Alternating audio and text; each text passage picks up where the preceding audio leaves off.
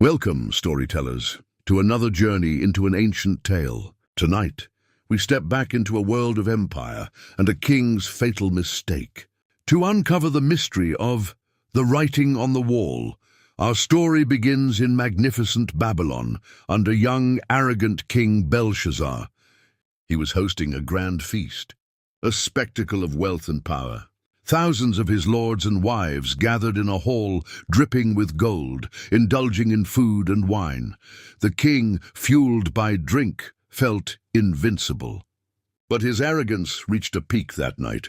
In defiance, Belshazzar commanded his servants to bring out the sacred gold and silver vessels from the temple in Jerusalem. He ordered his guests to drink from them, openly mocking a faith he neither understood nor respected.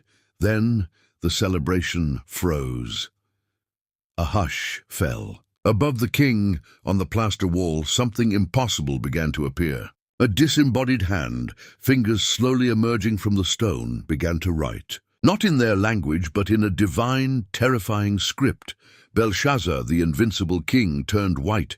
His knees knocked, his courage evaporated. He cried out, demanding his wise men interpret the inscription, promising riches.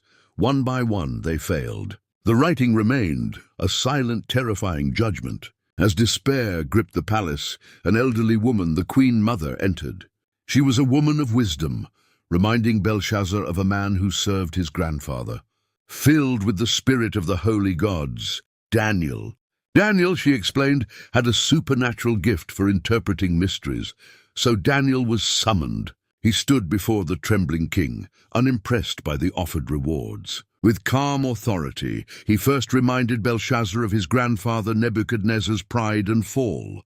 Belshazzar, Daniel declared, had known all this, yet had still exalted himself against the Lord of heaven. Then Daniel turned to the writing. Mene, Mene, Tekel, Parsin. He began to interpret. Mene, God has numbered the days of your reign and brought it to an end. Tekel, you have been weighed on the scales and found wanting. Parsin, your kingdom is divided and given to the Medes and Persians. A shudder ran through the hall.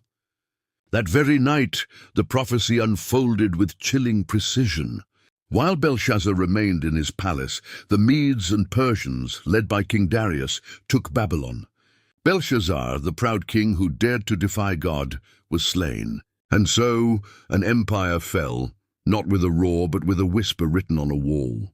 The writing on the wall is a timeless reminder that true power comes from humility and acknowledging something greater than ourselves. Actions have consequences. Even in triumph, we must never forget the source of all authority. Thanks for watching. Subscribe and share.